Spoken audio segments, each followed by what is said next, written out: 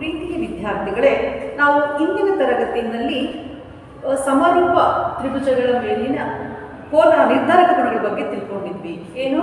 ಕೋನ ನಿರ್ಧಾರಕ ಗುಣ, ಭಾವ ನಿರ್ಧಾರಕ ಗುಣ, ಕೋನ ನಿರ್ಧಾರಕ ಗುಣಗಳನ್ನು ತಿಳ್ಕೊಂಡಿದ್ವಿ.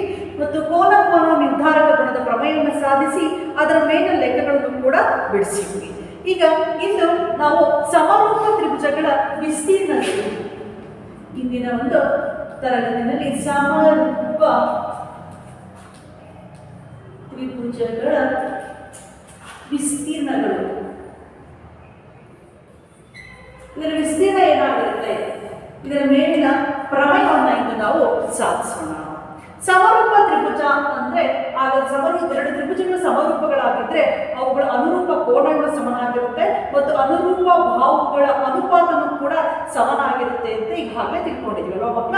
ಈಗ ಸಮರೂಪ ತ್ರಿಭುಜಗಳ ವಿಸ್ತೀರ್ಣಗಳು ಹೇಗಿರುತ್ತೆ, ಅವುಗಳ ವಿಸ್ತೀರ್ಣ, ಎರಡು ತ್ರಿಭುಜಗಳ ಸಮರೂಪಗಳಾಗಿದ್ರೆ ಅವುಗಳ ವಿಸ್ತೀರ್ಣಗಳ ಸಂಬಂಧ ಏನಿರುತ್ತೆ ಅನ್ನೋದನ್ನ ಫಸ್ಟ್ ತಿಳ್ಕೊಳ್ಳೋಣ. ಸಮರೂಪ ತ್ರಿಭುಜಗಳ ವಿಸ್ತೀರ್ಣಗಳು,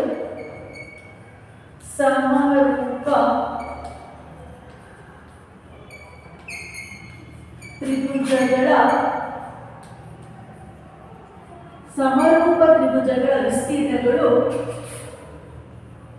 ಅವುಗಳ ಅನುರೂಪ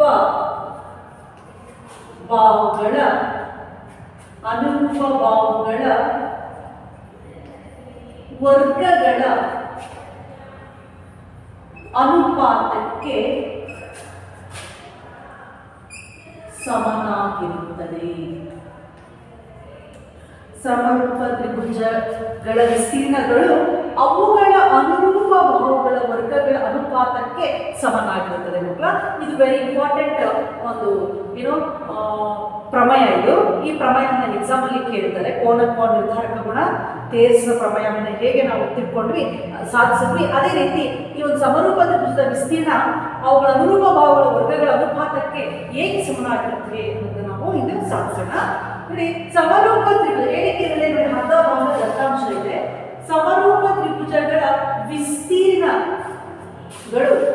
ಸಮರೂಪ ತ್ರಿಭುಜಗಳ ವಿಸ್ತೀರ್ಣಗಳು ಅವುಗಳ ಅನುರೂಪ ಬಾಹುಗಳ ವರ್ಗಗಳ ಅನುಪಾತಕ್ಕೆ, ಸಮರೂಪ ತ್ರಿಭುಜಗಳು ಅನ್ನೋದು ದತ್ತಾಂಶ, ಆ ತ್ರಿಭುಜಗಳ ವಿಸ್ತೀರ್ಣಗಳು ಅವುಗಳ ಅನುರೂಪ ಬಾಹುಗಳ ವರ್ಗಗಳ ಅನುಪಾತಕ್ಕೆ ಸಮನಾಗಿರುತ್ತದೆ ಅನ್ನೋದು ಏನು ಸಾಧನೆ ಮಕ್ಕಳು. ಈಗ ನಾವು ಈ ದತ್ತಾಂಶಕ್ಕೆ ಅನುಗುಣವಾಗಿ ಚಿತ್ರ ಹಾಕೋಣ. ಎರಡು ಸಮರೂಪ ತ್ರಿಭುಜಗಳು ಅಂತ ಹೇಳಿದರೆ, ಹಾಗಾಗಿ ಎರಡು ಸಮರೂಪ ತ್ರಿಭುಜ ಏನಾದ್ರು ಹೆಸರು ಕೊಡಿ ತ್ರಿಭುಜಕ್ಕೆ. ABC, ಇನ್ನೊಂದು ನಾನು PQR ಅಂತ ಹೇಳಿ ತಗೋತೀನಿ, ಅಥವಾ DEF ಏನಾದ್ರು ಕೊಡ್ಬೋದು. ಇವೆರಡು ಸಮರೂಪ ತ್ರಿಭುಜಗಳು. ಸಮರೂಪ ತ್ರಿಭುಜ ಅಂತಂದ್ರೆ ನಮ್ಗೆ ಈಗಾಗಲೇ ಗೊತ್ತು, ಅನುರೂಪ ಕೋನಗಳು ಸಮನಾಗಿರುತ್ತವೆ, ಅನುರೂಪ ಬಾಹುಗಳ ಅನುಪಾತನು ಸಮನಾಗಿರುತ್ತದೆ. ಇದರ ದತ್ತಾಂಶ ನೋಡೋಣ. ದತ್ತಾಂಶ ಏನು ಹೇಳಿದರೆ, ಎರಡು ತ್ರಿಭುಜಗಳು ಸಮರೂಪಗಳಾಗಿದ್ದಾವೆ.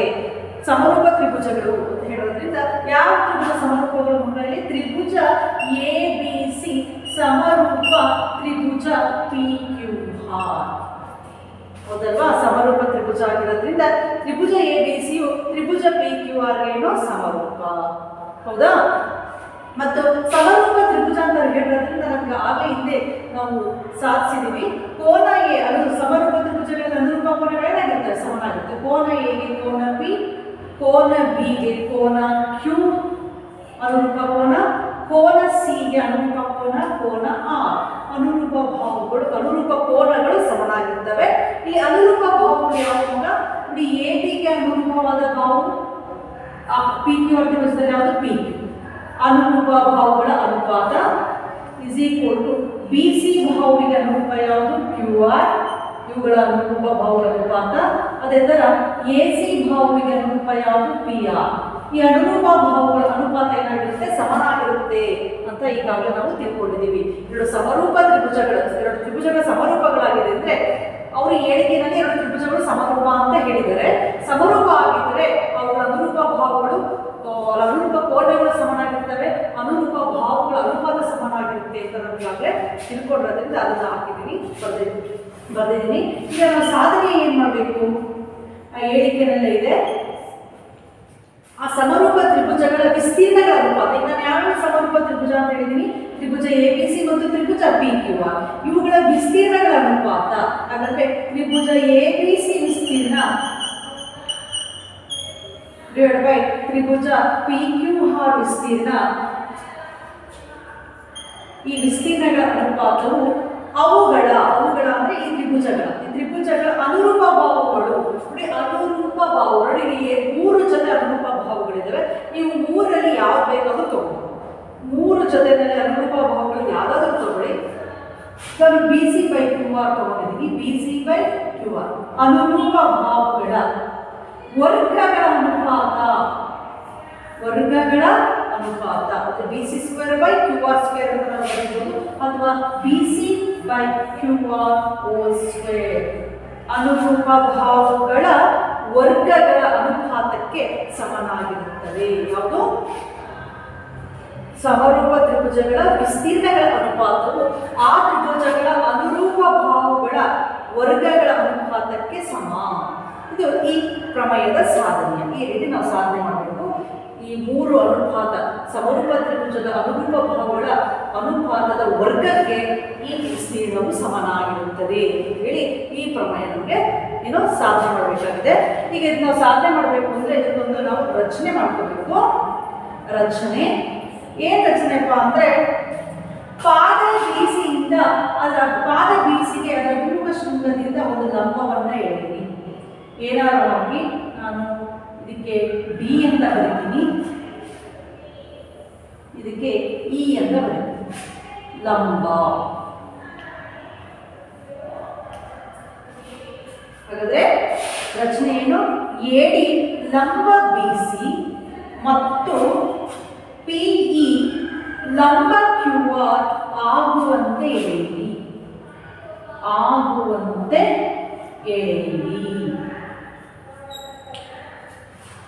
ನಾನು ರಚನೆ ಮಾಡ್ಕೊಂಡಿದ್ದೀನಿ. ಇಲ್ಲಿ ಚಿತ್ರ ನೋಡಿ. BC ಪಾದಕ್ಕೆ ಅದರ ಅಭಿಮುಖ ಶೃಂಗದಿಂದ A ಇಂದ ಒಂದು ಲಂಬವನ್ನು ಎಳೆದಿದ್ದೀನಿ. ಲಂಬ ಎಳೆದ್ಮೇಲೆ ಅಲ್ಲಿ ಉಂಟಾಗುವ 2 ಕೋನೆಯನ್ನು ಲಂಬ ಕೋನ. ಸೊ ಈ ಕಡೆ ಈ ತ್ರಿಭುಜದಲ್ಲೂ ಕೂಡ QR ಪಾದಕ್ಕೆ ಅದರ ಅಭಿಮುಖ ಶೃಂಗ P ಇಂದ ಲಂಬವನ್ನು ಎಳೆದಿದ್ದೀನಿ. ಹಾಗಾಗಿ ಅಲ್ಲಿ ಲಂಬ ಕೋನ ಉಂಟಾಗಿದೆ. ಇಲ್ಲಿ ಹಾಗಾದ್ರೆ ಈ ತ್ರಿಭುಜದಲ್ಲಿ 2 ಲಂಬ ಕೋನ ತ್ರಿಭುಜ ಉಂಟಾಯಿತು. ಒಂದು ABD ಮತ್ತು ಇನ್ನೊಂದು ADC. ಆ ಕಡೆ PQR ತ್ರಿಭುಜದಲ್ಲಿ PQE ಮತ್ತು PER ಎರಡು ಲಂಬ ಕೋನ ತ್ರಿಭುಜ ಉಂಟಾಗಿದೆ. ಈಗ ನಾವು ಇದನ್ನು ಸಾಧನೆ ಮಾಡೋಣ. ಈಗ ಈ ಪ್ರಮೇಯವನ್ನು ಸಾಧನೆ ಮಾಡೋಣ.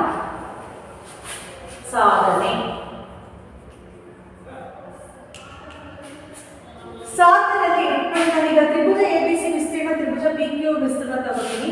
ತ್ರಿಭುಜ ABC ವಿಸ್ತೀರ್ಣ ಡಿವೈಡ್ ಬೈ ತ್ರಿಭುಜ PQR ವಿಸ್ತೀರ್ಣ ಇಸ್ ಈಕ್ವಲ್ ಟು, ನಿಮ್ಗೆ ಗೊತ್ತಿದೆ ತ್ರಿಭುಜದ ವಿಸ್ತೀರ್ಣದ ಸೂತ್ರ ಏನು ಅಂತ? ತ್ರಿಭುಜದ ವಿಸ್ತೀರ್ಣ ಅಂದ್ರೆ ಅರ್ಧ ಇಂಟು ಪಾದ ಇಂಟು ಎತ್ತರ ಅಲ್ವಾ? ತ್ರಿಭುಜದ ವಿಸ್ತೀರ್ಣ ಅಂದ್ರೆ ಅರ್ಧ ಇಂಟು ಪಾದ ಇಂಟು ಎತ್ತರ. ಈ ತ್ರಿಭುಜ ABC ನೋಡಿ, ತ್ರಿಭುಜ ABC ನಲ್ಲಿ ಪಾದ ಯಾವುದು? BC, ಎತ್ತರ ಯಾವುದು? AD. ಹಾಗಾಗಿ ವಿಸ್ತೀರ್ಣದ ಸೂತ್ರ ಹಾಕಿದಾಗ ಇದು ಅರ್ಧ ಇಂಟು ಪಾದ ಯಾವುದು? ABC ತ್ರಿಭುಜದಲ್ಲಿ BC, ಎತ್ತರ ಯಾವುದು? AD. ತ್ರಿಭುಜ PQR ನಲ್ಲಿ ಪಾದ QR ಆಗಿದೆ, ಎತ್ತರ ಯಾವುದಾಗಿದೆ? PE ಆಗಿದೆ. ಅರ್ಧ ಕ್ಯಾನ್ಸಲ್ ಆಯಿತು. ಉಳ್ಕೊಳ್ಳೋದು BC/QR into AD/PE. Call this is 1. ಈಗ ನೋಡಿ, ನಾನು PC/QR² ಅಂದ್ರೆ ಈ ಅನುರೂಪ ಬಾಹುಗಳ ಅನುಪಾತದ ವರ್ಗ ಅಂದ್ರೆ ಇಲ್ಲಿ 2 ಬರಬೇಕು. BC/QR ಅಂತ ಇನ್ನೊಂದ್ಸತಿ BC/QR ಅಂತ ಗುಣಿಸಿದಾಗ ನನಗೆ BC/QR² ಆಗುತ್ತೆ. ಈಗ ಆಲ್ರೆಡಿ ಒಂದು ಜೊತೆ ಅನುರೂಪ ಅಂದ್ರೆ BC/QR ಅಂತ ಒಂದು ಜೊತೆ ಇದೆ ನನಗೆ. ಈಗ BC/QR ಅನ್ನು ನಾನು ಗುಣಿಸಬೇಕು ಅಂದ್ರೆ AD/PE ಅನ್ನೋದು ಯಾವುದಕ್ಕೆ ಸಮನಾಗಬೇಕು? ಈ ಜಾಗದಲ್ಲಿ ನಾನು BC/QR ಆಗಬೇಕು ಅಂದ್ರೆ AD/PE. AD ಬಾಹು PE ಬಾಹುಗಳ ಅನುಪಾತವು ಯಾವುದಕ್ಕೆ ಸಮಾನ ತೋರಿಸಬೇಕು? BC/QR ಸಮಾನ ತೋರಿಸಿದಾಗ ನಾನು ಇದರ ಜಾಗದಲ್ಲಿ BC/QR ಹಾಕಿದಾಗ ನನಗೆ ಪ್ರಮೇಯ ಸಾಧನೆ ಆಗುತ್ತೆ. ಹಾಗಾದ್ರೆ AD/PE ಅನ್ನೋದು BC/QR ಹೇಗೆ ಸಮಾನ ಅನ್ನೋದನ್ನು ನೋಡೋಣ. ನೋಡಿ, ಇದನ್ನ ಸಾಧನೆ ಮಾಡಬೇಕು ಅಂದ್ರೆ ಈಗ ಫಸ್ಟ್ ತ್ರಿಭುಜ ರಚನೆ ಆದ್ಮೇಲೆ ಉಂಟಾಗುವ ಎರಡು ತ್ರಿಭುಜ ತಗೊಳ್ಳೋಣ. ABD ಮತ್ತು PQE. ನೋಡಿ, ಈ ಕಡೆ ಮೊದಲನ ಲಂಬಕೋನ ತ್ರಿಭುಜಗಳನ್ನು ತಗೊಳ್ಳಿ, ಅಥವಾ ADC PER ಲಂಬಕೋನ ತ್ರಿಭುಜಗಳನ್ನ ತಗೊಳ್ಳಿ. ಎರಡೂ ಕೂಡ ತಗೊಂಡ್ರು ಒಂದೇ ತರ ಸಾಧನೆ ಮಾಡೋದು. ಎರಡೂ ಕೂಡ ಸರ್ವಸಮಾನ. ABD ಏನಾಗಿರುತ್ತೆ, PQ ಹೀಗೆ ಸರ್ವಸಮ ಆಗಿರುತ್ತೆ, ಸಮರೂಪ ಆಗಿರುತ್ತೆ. ಅದೇ ತರ ADC ಸಮರೂಪ PER ಆಗಿರುತ್ತೆ. ನೀವು ಯಾವ್ದು ತಗೊಂಡ್ಬೇಕಾದ್ರೂ ಸಾಧನೆ ಮಾಡ್ಬೋದು. ನಾನು ಮೊದಲನೇ ಭಾಗದಲ್ಲಿರುವಂತಹ ADC ತ್ರಿಭುಜದ ABD ತ್ರಿಭುಜ, PQR ತ್ರಿಭುಜದಲ್ಲಿ PQE ತ್ರಿಭುಜವನ್ನು ತಗೋತಾ ಇದ್ದೀನಿ. ತ್ರಿಭುಜ ABD ಮತ್ತು ತ್ರಿಭುಜ PQE ತ್ರಿಭುಜ ABD ಮತ್ತು ತ್ರಿಭುಜ PQE ಏನೇನು ಸಮ ಇದೆ ನೋಡಿ. ಈಗ ಕೋನ AB, B ಕೋನ B is equal to ಕೋನ Q ಆಗಿದೆ. ಕೋನ B is equal to ಕೋನ Q ಆಗಿದೆ. ನೋಡಿ, ದತ್ತಾಂಶ. ಕಾರಣ ಏನು? ದತ್ತಾಂಶದಲ್ಲಿ ತ್ರಿಭುಜ ABC ತ್ರಿಭುಜ PQR ಗೆ ಸಮರೂಪ ಆಗಿರೋದ್ರಿಂದ B ಕೋನ Q ಕೋನಕ್ಕೆ ಸಮಾನವಾಗಿದೆ. ಏನು ದತ್ತ? ರೀಸನ್ ಏನು? ದತ್ತ. ಪ್ರತಿಯೊಂದಕ್ಕೂ ಈ ಕಾರಣ ಕೊಡಬೇಕು. ಯಾಕೆ ಇದನ್ನು BC × AD QR × P ಹಾಕಿದ್ದೀನಿ ಅಂದ್ರೆ ತ್ರಿಭುಜದ ವಿಸ್ತೀರ್ಣದ ಸೂತ್ರವನ್ನ ಇಲ್ಲಿ ಹಾಕಿದ್ದೀನಿ. ಅರ್ಧ ಇಟ್ಟು ಪಾದ ಇಟ್ಟು ಎತ್ತರ ಅಂತಲೇ ಬರೀಬೇಕು. ಈಗ ಕೋನ B is equal to ಕೋನ Q ಆಗಿದೆ ದತ್ತದ ಪ್ರಕಾರ. ನೆಕ್ಸ್ಟ್ ಕೋನ ADB is equal to ಕೋನ PEQ is equal to 90 degree. ನೋಡಿ, ಲಂಬ ಕೋನ. ಎರಡು ಕೋನ 90 ಡಿಗ್ರಿ ಸಮನಾಗಿದೆ. ಈ ABD ತ್ರಿಭುಜದಲ್ಲಿ ADB ಕೋನ, PQE ತ್ರಿಭುಜದಲ್ಲಿ PEQ ಕೋನ ಎರಡು ಕೂಡ 90 ಡಿಗ್ರಿಗೆ ಸಮ ಇದೆ. ಯಾಕೆ ಅಂದ್ರೆ ರಚನೆಯಲ್ಲಿ ನಾವು ADಯು BCಗೆ ಲಂಬವಾಗಿ PE QRಗೆ ಲಂಬವಾಗಿ ಇರೋದ್ರಿಂದ ಅಲ್ಲಿ ಲಂಬ ಕೋನ ಉಂಟಾಗುತ್ತೆ.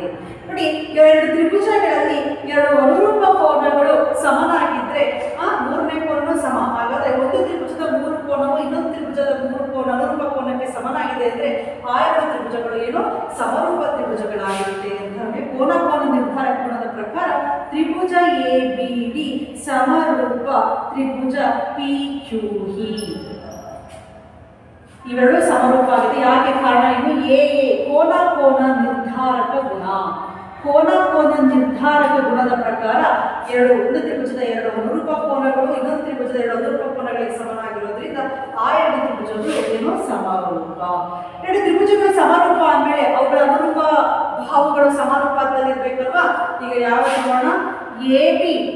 ABD ತ್ರಿಭುಜದಲ್ಲಿ AB ಭಾವವಿಗೆ PQE ತ್ರಿಭುಜದಲ್ಲಿ PQ ಭಾವ ಅನುರೂಪವಾಗಿದೆ. ಅದೇ ತರ ABD ತ್ರಿಭುಜದಲ್ಲಿ AD ಭಾವವು PQE ತ್ರಿಭುಜದಲ್ಲಿ PE ಭಾವ ಏನಾಗಿದೆ? ಅನುರೂಪ ಭಾವಗಳ ಅನುಪಾತ ಸಮ. ಯಾಕೆ ಅಂದ್ರೆ ಸಮರೂಪ ತ್ರಿಭುಜದ ನಿರ್ಧಾರಕ ಗುಣ. ಸಮರೂಪ ತ್ರಿಭುಜದಲ್ಲಿ ಕೋನ ನಿರ್ಧಾರಕ ಗುಣದ ಪ್ರಕಾರ ನಿರ್ಧಾರಕ ಗುಣದ ಪ್ರಕಾರ ಸಮರೂಪ ಆಗಿರೋದ್ರಿಂದ ಸಮರೂಪ ತ್ರಿಭುಜದಲ್ಲಿ ಅನುರೂಪ ಭಾವಗಳು ಸಮಾನುಪಾತದಲ್ಲಿ ಇರುತ್ತೆ. This is true. ಈಗ ಸಮೀಕರಣ 1 ಮತ್ತು 2 ಹೋಲಿಸಿದಾಗ ನೋಡಿ, ADB/B ಅನ್ನೋದು ಯಾವುದಕ್ಕೆ ಸಮನಾಗಿದೆ? AB/PQಗೆ ಸಮನಾಗಿದೆ. ಹೌದಾ? ಈ AB/PQ ಅನ್ನೋದು ಇಲ್ಲಿ ದತ್ತಾಂಶದಲ್ಲಿ AB/PQ ಅನ್ನೋದು BC/QR ಗೆ ಸಮ ಇದೆ ಅಲ್ವಾ? AB/PQ is equal to ಯಾವುದಕ್ಕೆ ಸಮ ಇದೆ? BC/QR ಗೆ ಸಮ ಇದೆ. AB/PQ is equal to BC/PR. therefore ಏನು ಹೇಳ್ಬೋದು ನೋಡಿ, AB/PQ ಎರಡೂ ಕೂಡ ಏನು ಎರಡು ಬೇರೆ ಬೇರೆ ಅಂಶಕ್ಕೆ ಸಮನಾಗಿದೆ ಅಂದ್ರೆ ಹಾಗಾದ್ರೆ AD/PQ is equal to ಏನು BC/QR. this is true. ಇದನ್ನು ಸಮೀಕರಣ 2 ಅಂತ ಕರೆಯೋಣ. ಸಮೀಕರಣ 1 ಮತ್ತು 2 ಪ್ರಕಾರ ನೋಡಿ, AB/PQ AD/PE ಸಮಾನವಾಯಿತು. ಯಾಕೆಂದ್ರೆ ಸಮರೂಪ ತ್ರಿಭುಜದ ಅನುರೂಪ ಭಾವಗಳು ಸಮಾನುಪಾತದಲ್ಲಿ ಇರುತ್ತೆ. ಆದರೆ ಈ AB/PQ ಅನ್ನೋದು ನೋಡಿ ದತ್ತಾಂಶದಲ್ಲಿ BC/QR ಗೆ ಸಮ ಇದೆ. ಹಾಗಾಗಿ AB ಎರಡು ಸಮನಾದ ಅಂಶಗಳು ಬೇರೆ ಬೇರೆ ಅಂಶಗಳಿಗೆ ಸಮನಾಗಿದ್ರೆ ಆ ಎರಡು ಅಂಶಗಳು ಕೂಡ ಏನು ಸಮ. therefore ಈಗ ಸಮೀಕರಣ 1 ಮತ್ತು 2ರಿಂದ ಹೇಳ್ಬೋದು. ಸಮೀಕರಣ 1 ಮತ್ತು 2ರಿಂದ ಏನು ಗೊತ್ತಾಯ್ತು? ಸಮೀಕರಣ 2 ಸಮೀಕರಣ 1ಕ್ಕೆ ಆದೇಶಿಸಿ. ಸಮೀಕರಣ 1ಕ್ಕೆ ಆದೇಶಿಸಿ.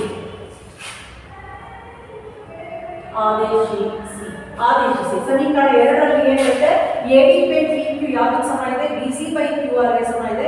ಈ ಸಮೀಕರಣ 2ನ್ನ ಒಂದೇ ಸಮೀಕರಣ AD ಬೈ PE ಜಾಗದಲ್ಲಿ BC ಬೈ QR ಅನ್ನು ಆದೇಶಿಸಿದಾಗ ಏನಾಗುತ್ತೆ? ತ್ರಿಭುಜ ABC ವಿಸ್ತೀರ್ಣ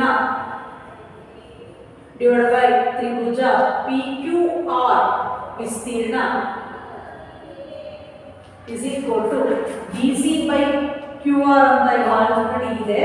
ಈ AD by PE ಅನ್ನೋದು ಯಾವುದಕ್ಕೆ ಸಮ ಆಯಿತು? ಸಮೀಕರಣ 2 ಪ್ರಕಾರ BC by QR ಗೆ ಸಮ ಇರೋದ್ರಿಂದ AD by PE ಜಾಗದಲ್ಲಿ BC by QR ಅನ್ನು ಹಾಕಿದಾಗ ಏನಾಗುತ್ತೆ? BC into BC square, QR into QR square ಆಯಿತು.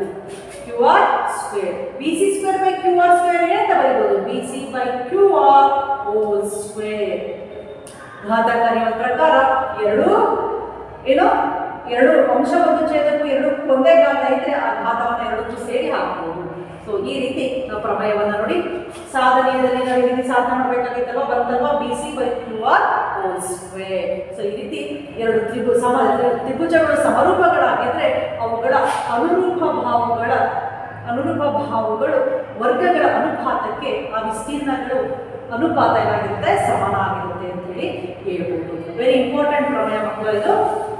ಹಾಗಾದ್ರೆ ನಾವು ಇಲ್ಲಿಗೆ ಒಟ್ಟು 3 ಪ್ರಮೇಯವನ್ನು ಸಾಧಿಸಿದ್ವಿ. ಈಗ ಈ ಪ್ರಮೇಯದ ಮೇಲಿನ ಕೆಲವು ಲೆಕ್ಕಗಳನ್ನ ಈಗ ಬಿಡಿಸೋಣ.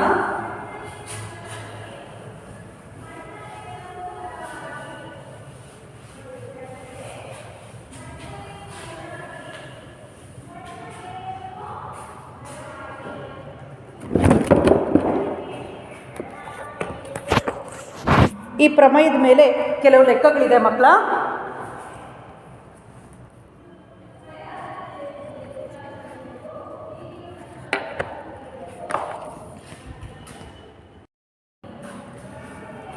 ಈಗ ಈ ಸಮರೂಪ ತ್ರಿಭುಜಗಳ ವಿಸ್ತೀರ್ಣಗಳ ಮೇಲಿನ ಕೆಲವು ಪ್ರಮೇಯಗಳನ್ನ ಸಾಧಿಸೋಣ.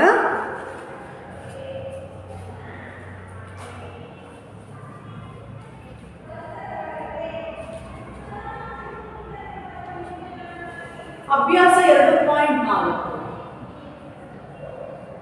2.4 ಕೆಲವು ಲೆಕ್ಕಗಳನ್ನು ಬಿಡಿಸೋಣ.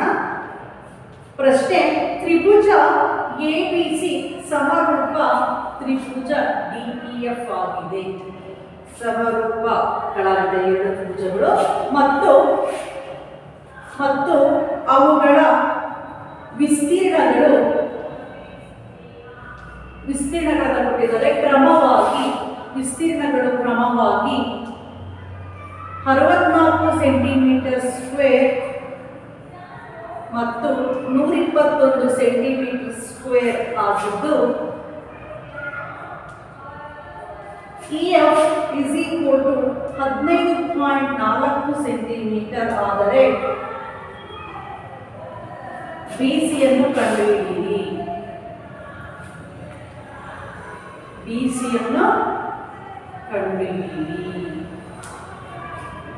ನೋಡಿ ಪ್ರಶ್ನೆ: ತ್ರಿಭುಜ ABCಯು ತ್ರಿಭುಜ DEFಗೆ ಸಮರೂಪ ಆಗಿದೆ. ಅವುಗಳ ವಿಸ್ತೀರ್ಣಗಳು ಕೊಟ್ಟಿದ್ದಾರೆ. ಎರಡು ತ್ರಿಭುಜದ ವಿಸ್ತೀರ್ಣ ಕೊಟ್ಟಿದ್ದಾರೆ ಮತ್ತು ಒಂದು ತ್ರಿಭುಜದ ಅನುರೂಪ ಭಾವವಿನ ಅಳತೆ ಕೊಟ್ಟಿದ್ದಾರೆ. ಇನ್ನೊಂದು ತ್ರಿಭುಜದ ಅನುರೂಪ ಭಾವವು BC ಅನ್ನ ಕಂಡಿದೆ ಅಂತ ಕೇಳಿದ್ದಾರೆ. ಪ್ರಮೇಯವನ್ನು ಬರ್ಕೊಳ್ಳೋಣ ನಾವು. ಪ್ರಮೇಯದ ತ್ರಿಭುಜ ಯಾವೆರಡು ತ್ರಿಭುಜ ಬರುವುದು? ತ್ರಿಭುಜ ABC.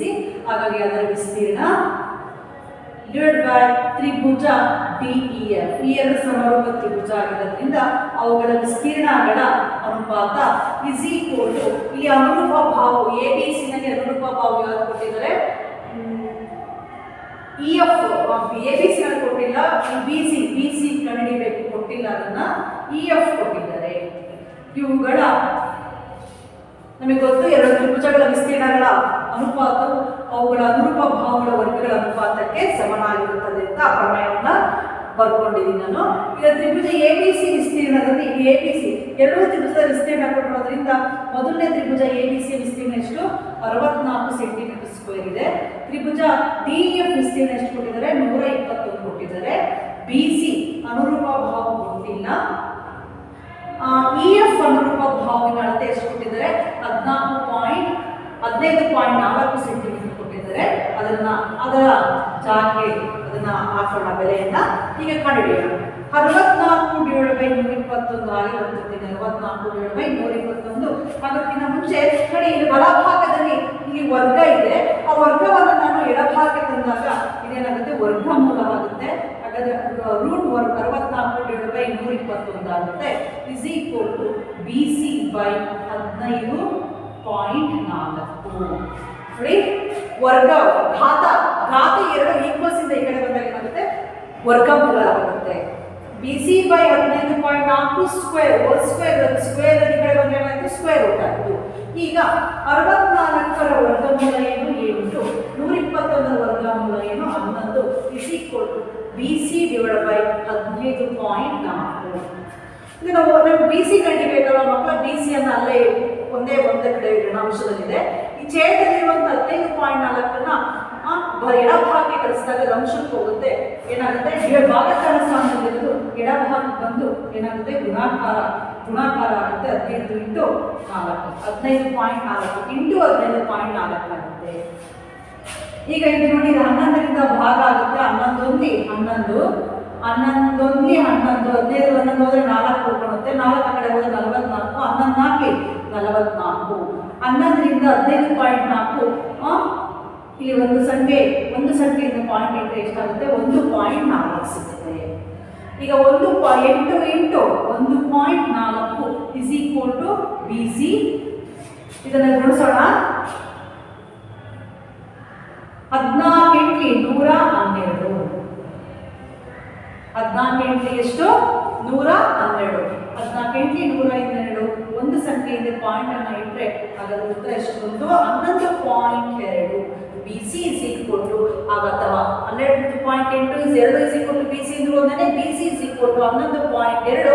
ಇಲ್ಲಿ ಎಲ್ಲವೂ ಸೆಂಟಿಮೀಟರ್ ಇರೋದ್ರಿಂದ ಸೆಂಟಿಮೀಟರ್.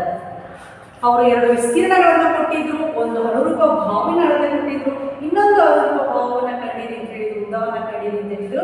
ಸೊ ಪ್ರಮೇಯವನ್ನು ಹಾಕಿ ವಿಸ್ತೀರ್ಣಗಳ ಜಾಗದಲ್ಲಿ ಅವುಗಳ ಬೆಲೆಯನ್ನು ಹಾಕಿ ಒಂದು ಅನುರೂಪ ಭಾವಿನ ಬೆಲೆಯನ್ನು ಹಾಕಿ ಇನ್ನೊಂದು ಅನುರೂಪ ಭಾವವನ್ನು ಈ ರೀತಿ ಕಂಡಿಬೇಕು. ವರ್ಗ ಘಾತ 2 ಇರೋದನ್ನ ಈಕ್ವಲ್ಸ್ ಇಂದ ಆ ಕಡೆ ಕಳಿಸ್ತಾರೆ. ನೋಡಿ, ಈ ಹೋಲ್ ಸ್ಕ್ವೇರ್ ಇರೋದು ಈಕ್ವಲ್ಸ್ ಇಂದ ಆ ಕಡೆ ಹೋದಾಗ ಏನಾಗುತ್ತೆ ಸ್ಕ್ವೇರ್ ರೂಟ್ ಆಗುತ್ತೆ. ಆಮೇಲೆ ವರ್ಗಮೂಲದ ಒಳಗಡೆ ಇರುವಂತಹ ವರ್ಗ ಸಂಖ್ಯೆ ವರ್ಗಮೂಲದ ಆಚೆ ಬಂದಾಗ 64ರ ವರ್ಗಮೂಲ 8 ಆಯಿತು. 121ರ ವರ್ಗಮೂಲ 11 ಆಯಿತು. ಕಂಡುಹಿಡಿಯಬೇಕಾಗಿರೋದನ್ನ ಮಾತ್ರ ಒಂದು ಕಡೆ ಬಿಟ್ಟು ಛೇದದಲ್ಲಿರುವಂಥ 15.4 ಹೊರೆ ಗುಣಾಕಾರ ಮಾಡಲು ಈ ಕಡೆ ಅಂಶಕ್ಕೆ ಬಂತು. ಅದನ್ನು ಗುಣಿಸಿದಾಗ ಎಷ್ಟು ಬಂತು 11.2 ಸೆಂಟಿಮೀಟರ್. ಇದು ಕೂಡ 1 ಮಾರ್ಕ್ಸಿಗೆ ಎಕ್ಸಾಮಲ್ಲಿ ಕೇಳುವಂಥ ಲೆಕ್ಕ ಮಕ್ಕಳ. ಕೆಲವೊಂದು ಸತಿ ಅನುರೂಪ ಭಾವಗಳು ಅನುಪಾತ ಕೊಟ್ಟು ಯಾವುದಾದ್ರೂ ಒಂದು ವಿಸ್ತೀರ್ಣ ಕೊಟ್ಟು ಇನ್ನೊಂದು ವಿಸ್ತೀರ್ಣ ಕಂಡಿದೆ ಹೇಳ್ಬೋದು. ಈ 4 ಅಂಶದಲ್ಲಿ ನೋಡಿ, ವಿಸ್ತೀರ್ಣ ಅನುರೂಪ ಭಾವ ಈ 4 ಅಂಶದಲ್ಲಿ ಯಾವುದಾದ್ರೂ 3 ಅಂಶವನ್ನು ಕೊಟ್ಟು ಇನ್ನೊಂದು ಅಂಶ ಕಂಡಿದೆ ಅಂತ ಹೇಳ್ತಾರೆ. ಸೊ ಇದು ಕೂಡ ಎಕ್ಸಾಮಲ್ಲಿ ಕೇಳುವಂತಹ ಲೆಕ್ಕ ಆಗಿದೆ ಮಕ್ಕಳ. ಈಗ ನೆಕ್ಸ್ಟ್ ಮುಂದಿನ ಲೆಕ್ಕ ನೋಡೋಣ.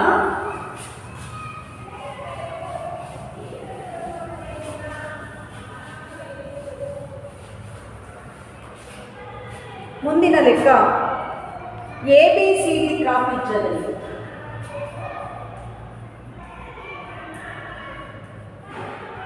ABCD ತ್ರಾಪಿಜ್ಯದಲ್ಲಿ AB ಸಮಾಂತರ CD ಆಗಿದೆ. ಕರ್ಣಗಳು ಪರಸ್ಪರ O ಬಿಂದುವಿನಲ್ಲಿ ಛೇದಿಸಿವೆ. ಪರಸ್ಪರ O ಬಿಂದುವಿನಲ್ಲಿ ಛೇದಿಸುತ್ತವೆ. AB is equal to 2 centimetre ಆದರೆ AB is equal to 2 centimetre ಆದರೆ ತ್ರಿಭುಜ AOP ಮತ್ತು ತ್ರಿಭುಜ CODಗಳ ವಿಸ್ತೀರ್ಣಗಳ ಅನುಪಾತ ಕಂಡುಹಿಡಿಯಿರಿ. ವಿಸ್ತೀರ್ಣಗಳ ಅನುಪಾತ ಕಂಡುಹಿಡಿಯಿರಿ. ಇದು ಕೂಡ 1 ಮಾರ್ಕ್ಸಿಗೆ ಒಮ್ಮೆ ಬಂದಿರುವಂತಹ ಪ್ರಶ್ನೆ ಆಗಿದೆ. ನೋಡಿ ಹೇಳಿಕೆ ಪ್ರಕಾರ ನಾವು ಚಿತ್ರ ಹಾಕೋಣ. ಒಂದು ತ್ರಾಪಿಜ್ಯ ಇದೆ ABCD ಇದು ತ್ರಾಪಿಜ್ಯ. ಇಲ್ಲಿ ABಯು CD ಸಮಾಂತರವಾಗಿದೆ. ಇಲ್ಲಿ ಕರ್ಣಗಳು ಪರಸ್ಪರ ಛೇದಿಸಿವೆ ಅಂತ ಹೇಳಿದರೆ ಆ ಛೇದಿಸಿದಾಗ ಇಲ್ಲಿ ಯಾವ ಬಿಂದುವಿನಲ್ಲಿ ಛೇದಿಸಿದೆ? O ಬಿಂದುವಿನಲ್ಲಿ ಛೇದಿಸಿದೆ ಅಂತ ಹೇಳಿದರೆ ABಯ ಉದ್ದ ಕೊಟ್ಟಿದ್ದಾರೆ 2 ಸೆಂಟಿಮೀಟರ್. ಹಾಗಾದರೆ ತ್ರಿಭುಜ AOBಯು ಮತ್ತು ತ್ರಿಭುಜ CODಗೆ ಆ ವಿಸ್ತೀರ್ಣಗಳ ಅನುಪಾತವನ್ನ ಕಂಡುಹಿಡಿಯಿರಿ ಅಂತ ಹೇಳಿದ್ದಾರೆ. ನಾವು ಇವತ್ತು ತ್ರಿಭುಜ ಪ್ರಮೇಯ ಮಾಡಿ ತ್ರಿಭುಜ AOB ವಿಸ್ತೀರ್ಣ ಡಿವೈಡ್ ಬೈ ಯಾವ ಎರಡು ತ್ರಿಭುಜದ ವಿಸ್ತೀರ್ಣ ಇರುತ್ತದೆ? ತ್ರಿಭುಜ COD ವಿಸ್ತೀರ್ಣ. ಇವೆರಡು ತ್ರಿಭುಜಗಳು ಸಮಾಂತರ, AB ಸಮಾಂತರ CD ಮತ್ತು ಆ ವಿಸ್ತೀರ್ಣಗಳ ಅನುಪಾತ ಕಂಡಿದೆ ಅಂತ ಹೇಳಿದರೆ ನೋಡಿ, ಎರಡು ಸಮಾಂತರ ಆಗಿದೆ ಅಂತಂದ್ಮೇಲೆ ಅವುಗಳ ಪರ್ಯಾಯ ಕೋನಗಳು ಸಮನಾಗಿರುತ್ತವೆ. ಒಂದು ಜೊತೆ ಪರ್ಯಾಯ, ಎರಡು ಜೊತೆ ಪರ್ಯಾಯ ಕೋನ ಮತ್ತು ಒಂದು ಜೊತೆ ಶೃಂಗಾತ್ಮಕ ಕೋನಗಳು ಸಮನಾಗಿರೋದ್ರಿಂದ AOB ತ್ರಿಭುಜ ಸಮರೂಪ. ನೋಡಿ, ತ್ರಿಭುಜ AOB ಸಮರೂಪ ತ್ರಿಭುಜ DOC. ತ್ರಿಭುಜ AOB ಸಮರೂಪ ತ್ರಿಭುಜ DOC. ಯಾಕೆ ಅಂತಂದ್ರೆ AB ಸಮಾಂತರ DC ಆಗಿರೋದ್ರಿಂದ ಈ BD ಮತ್ತು AC ಛೇದಕ ಆಗಿರೋದ್ರಿಂದ ಛೇದಕ ರೇಖೆ ಹಿಂಭಾಗ ಮುಂಭಾಗ ಕೋನಗಳು ಏನು? ಪರ್ಯಾಯ ಕೋನಗಳು. ಈ ತ್ರಿಭುಜದ ಎರಡು ಜೊತೆ ಪರ್ಯಾಯ ಕೋನಗಳು ಸಮ ಮತ್ತು ಈ ತ್ರಿಭುಜದ ಎರಡು ಶೃಂಗಾತ್ಮಕ ಕೋನಗಳು ಸಮ ಆದ್ರಿಂದ ಕೋನ ನಿರ್ಧಾರಕ ಗುಣದ ಪ್ರಕಾರ ತ್ರಿಭುಜ AOBಯು ಸಮರೂಪ ತ್ರಿಭುಜ DOC. ರೀಸನ್ ಯಾಕೆ ಅಂದರೆ ಕೋನ ನಿರ್ಧಾರಕ ಗುಣದ ಪ್ರಕಾರ ಎರಡು ತ್ರಿಭುಜಗಳು ಸಮರೂಪಗಳಾಗಿರೋದ್ರಿಂದ ಆ ತ್ರಿಭುಜದ ವಿಸ್ತೀರ್ಣಗಳ ಅನುಪಾತವು ಅವುಗಳ ಅನುರೂಪ ಭಾವಗಳ ವರ್ಗಗಳ ಅನುಪಾತಕ್ಕೆ ಏನಾಗಿರುತ್ತೆ? ಸಮನಾಗಿರುತ್ತದೆ. ಈಗ ಪ್ರಮೇಯನ ಅಪ್ಲೈ ಮಾಡಿದ್ದೀನಿ. ಈ ತ್ರಿಭುಜಗಳು ಸಮರೂಪ ಆಗಿರೋದ್ರಿಂದ ಅವುಗಳ ವಿಸ್ತೀರ್ಣಗಳ ಅನುಪಾತವು ಆ ತ್ರಿಭುಜದಲ್ಲಿ 3 ಜೊತೆ ಅನುರೂಪ ಭಾವಗಳಿದ್ದರೆ ನಾನು ಒಂದು ಜೊತೆ ತಗೊಂಡಿದ್ದೀನಿ. AB ಡಿವೈಡ್ ಬೈ CD ಅನುರೂಪ ಭಾವಗಳ ಅನುಪಾತದ ವರ್ಗಕ್ಕೆ ಸಮನಾಗಿರುತ್ತದೆ. ಈಗ ಅವ್ರು ಏನು ಹೇಳಿದ್ದಾರೆ? AB ಎಷ್ಟಿದೆಯಪ್ಪ ಅಂದರೆ 2 ಸೆಂಟಿಮೀಟರ್ ಹೇಳಿದ್ದಾರೆ. AB ಎಷ್ಟು ಸೆಂಟಿಮೀಟರ್ ಹೇಳಿದ್ದಾರೆ? 2 ಸೆಂಟಿಮೀಟರ್ ಹೇಳಿದ್ದಾರೆ. AB 2 ಹೇಳಿದ್ದಾರೆ.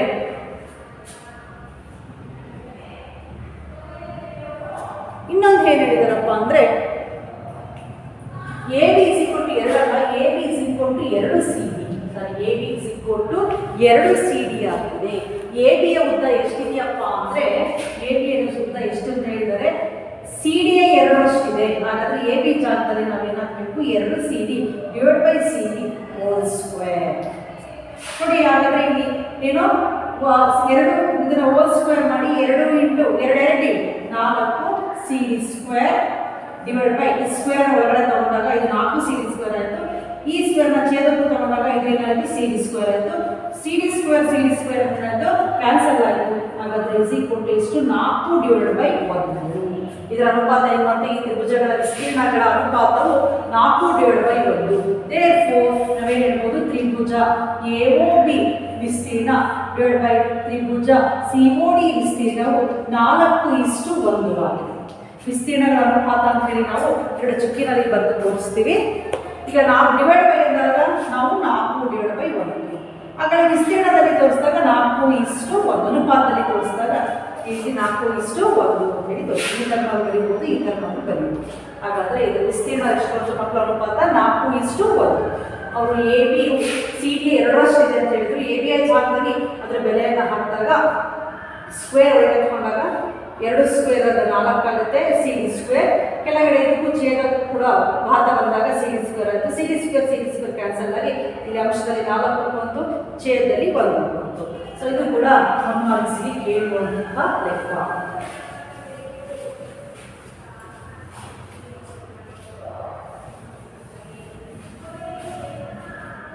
ಇನ್ನೊಂದು ಲೆಕ್ಕವನ್ನು ನೋಡೋಣ.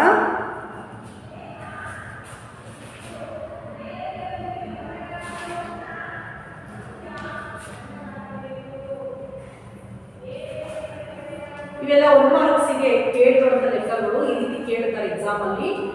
2 ಸಮರೂಪ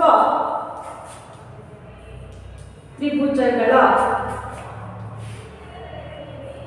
ಬಾಹುಗಳ ಅನುಪಾತ ಬಾಹುಗಳ ಅನುಪಾತ 4:9 ಆದರೆ 4:9 ಆದರೆ ಅವುಗಳ ವಿಸ್ತೀರ್ಣಗಳ ಅನುಪಾತ ಕಂಡುಹಿಡಿಯಿರಿ. ಅವುಗಳ ವಿಸ್ತೀರ್ಣಗಳ ಅನುಪಾತ ಕಂಡುಹಿಡಿಯಿರಿ ಅಂತ ಹೇಳಿ ಕೇಳಿದ್ದಾರೆ. ಆಲ್ರೆಡಿ ಅವರೇ ಹೇಳಿದ್ದಾರೆ ಎರಡು ಸಮರೂಪ ತ್ರಿಭುಜಗಳು ಅಂತ. ನೀವು ಅದಕ್ಕೆ ಏನಾದ್ರು ಹೆಸರು ಕೊಡಿ. ತ್ರಿಭುಜ ABC, ತ್ರಿಭುಜ DEF ಇವೆರಡು ಸಮರೂಪ ಅಂತ ಕರೀತಾರೆ. ಯಾವ್ದಾದ್ರು ಎರಡು ತ್ರಿಭುಜ ಇದೆ, ಅದರಲ್ಲಿ ಒಂದು ತ್ರಿಭುಜ ABC, ಇನ್ನೊಂದು ತ್ರಿಭುಜ DF ಸಮರೂಪ. ಅವುಗಳ ಅನುರೂಪ ಬಾಹುಗಳನ್ನು ಹೇಳಿದ್ದಾರೆ. ಅನುರೂಪ ಬಾಹು ಅದು BC/EF ತಗೋಣ. BC/EF ಕೊಟ್ಟಿದ್ದಾರೆ ತಗೋಣ. ಅನುರೂಪ ಬಾಹುಗಳ ಅನುಪಾತ ಎಷ್ಟಿದೆ? 4:9. ಆದ್ರೆ ನೋಡಿ, ಈ ತರ BC ಅನುಪಾತ EF ಅನುರೂಪ ಬಾಹುಗಳ ಅನುಪಾತ ಎಷ್ಟು? 4:9 ಅಂತ ಕೊಟ್ಟಿದ್ದಾರೆ. ಅವುಗಳ ವಿಸ್ತೀರ್ಣಗಳ ಅನುಪಾತ ಕಂಡುಹಿಡಿಯಿರಿ ಅಂತ ಹೇಳ್ತಾರೆ. ಈಗ ಪ್ರಮೇಯವನ್ನು ಅಪ್ಲೈ ಮಾಡೋಣ. ತ್ರಿಭುಜ ABC ವಿಸ್ತೀರ್ಣ ಡಿವೈಡ್ ಬೈ ತ್ರಿಭುಜ DEF ವಿಸ್ತೀರ್ಣ ಇಸ್ ಈಕ್ವಲ್ ಟು ಅನುರೂಪ ಬಾಹುಗಳು BC/EF ಅಂತ ತಗೊಂಡ್ರಿಂದ BC/EF ಏನು ಹೋಲ್ ಸ್ಕ್ವೇರ್. ಪ್ರಮೇಯವನ್ನು ಹಾಕಿದ್ದೀನಿ ನಾನು. ಈಗ ಅವುಗಳ ಏನಾದ್ರು ಗೊತ್ತಿದೆ ಅದನ್ನು ಹಾಕೋಣ. ನಾವು ವಿಸ್ತೀರ್ಣಗಳ ಅನುಪಾತ ಕಂಡುಹಿಡಿಯಬೇಕು. ಗೊತ್ತಿರೋದೇನು? ಅವುಗಳ ಅನುರೂಪ ಬಾಹುಗಳ ಅನುಪಾತ ಗೊತ್ತಿದೆ, ಅದನ್ನು ಹಾಕೋಣ. 4/9 ಹೋಲ್ ಸ್ಕ್ವೇರ್. 4 ಸ್ಕ್ವೇರ್ ಅಂದರೆ 4 16, 9 ಸ್ಕ್ವೇರ್ ಅಂದರೆ 9 ಹಾಗಾದ್ರೆ ತ್ರಿಭುಜ ABC ಯ ವಿಸ್ತೀರ್ಣ 16 ಎಷ್ಟಿದ್ರೆ ತ್ರಿಭುಜ DEF ವಿಸ್ತೀರ್ಣ ಎಷ್ಟಿದೆ? 15. ಹಾಗಾದ್ರೆ ಅವುಗಳ ವಿಸ್ತೀರ್ಣಗಳ ಅನುಪಾತ ಎಷ್ಟು ಮಕ್ಕಳ? 14:81. ಸೊ ಈ ರೀತಿ ಬಾಹುಗಳ ಅನುರೂಪ ಬಾಹುಗಳ ಅನುಪಾತವನ್ನು ಕೊಟ್ಟು ವಿಸ್ತೀರ್ಣ ಇಲ್ಲಿ ಕಂಡುಹಿಡಿಯಕ್ಕೆ ಹೇಳಿದ್ರು. ಹಿಂದಿನ ಲೆಕ್ಕದಲ್ಲಿ ಎರಡು ವಿಸ್ತೀರ್ಣ ಕೊಟ್ಟು ಒಂದು ಅನುರೂಪ ಬಾಹು ಕೊಟ್ಟು ಇನ್ನೊಂದು ಅನುರೂಪ ಬಾಹುವನ್ನ ಕಂಡುಹಿಡಿಯಕ್ಕೆ ಹೇಳಿದ್ರು. ಸೊ ಇದು ಎಕ್ಸಾಮ್ ನಲ್ಲಿ 1 ಮಾರ್ಕ್ಸ್ ಕೇಳುವಂತ ಮುಖ್ಯವಾದ ಪ್ರಶ್ನೆಗಳಾಗಿದೆ ಮಕ್ಕಳ. ಸೊ ಇಲ್ಲಿಗೆ ನಾವು ಈ ಸಮರೂಪ ತ್ರಿಭುಜ ವಿಸ್ತೀರ್ಣಗಳ ಅನುಪಾತವು ಅನುರೂಪ ಬಾಹುಗಳ ವರ್ಗಗಳ ಅನುಪಾತಕ್ಕೆ ಹೇಗೆ ಸಮನಾಗಿರುತ್ತೆ ಅಂತ ಸಾಧನೆ ಮಾಡಿದ್ವಿ ಮತ್ತು ಅದರ ಮೇಲಿನ ಕೆಲವು ಲೆಕ್ಕಗಳನ್ನು ಕೂಡ ಬಿಡಿಸಿದ್ದೀವಿ. ಈಗ ಅದರ ಮೇಲೆ ಒಂದು ಗೃಹಪಾಠವನ್ನು ಕೊಡ್ತೀನಿ, ಮಾಡ್ಕೊಂಡು ಒಂದು ಗೃಹಪಾಠ. ಮೊದಲನೇದು ಪ್ರಮೇಯವನ್ನು ಸಾಧಿಸ್ಕೊಂಡ್ಬನ್ನಿ. ನೀವೇ ನಿಮ್ಮದೇ ಆದ ಅಕ್ಷರವನ್ನು ಕೊಟ್ಟು ಸಮರೂಪ ತ್ರಿಭುಜದ ವಿಸ್ತೀರ್ಣವನ್ನು ಸಮರೂಪ ತ್ರಿಭುಜಗಳ ವಿಸ್ತೀರ್ಣದ ಪ್ರಮೇಯ ಸಾಧಿಸಿ. ಹೇಳಿಕೆಯನ್ನು ನೀವೇ ಬರೆದು ಸಾಧನೆ ಮಾಡ್ಕೊಂಡ್ಬನ್ನಿ. ಎರಡನೇದು ತ್ರಿಭುಜ PQR ಸಮರೂಪ ತ್ರಿಭುಜ DEF ಆಗಿದೆ.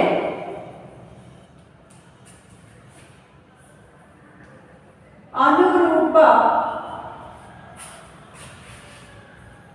ಬಾಹುಗಳ ಅನುಪಾತ 8:12 ಆದರೆ ತ್ರಿಭುಜಗಳ ವಿಸ್ತೀರ್ಣಗಳ ಅನುಪಾತ ಕಂಡುಹಿಡಿಯಿರಿ. ತ್ರಿಭುಜಗಳ ವಿಸ್ತೀರ್ಣಗಳ ಅನುಪಾತ ಕಂಡುಹಿಡಿಯಿರಿ. ಸೊ ಈ ಎರಡು ಲೆಕ್ಕವನ್ನು ನೀವು ಮಾಡ್ಕೊಂಡು ನಿಮ್ಮ ಮಕ್ಕಳ ಮುಂದಿನ ತರಗತಿಯಲ್ಲಿ ಮುಂದಿನ ಒಂದು ಪ್ರಮೇಯವನ್ನು ಪೈಥಾಗರಸ್ ಪ್ರಮೇಯವನ್ನು ಮುಂದಿನ ತರಗತಿ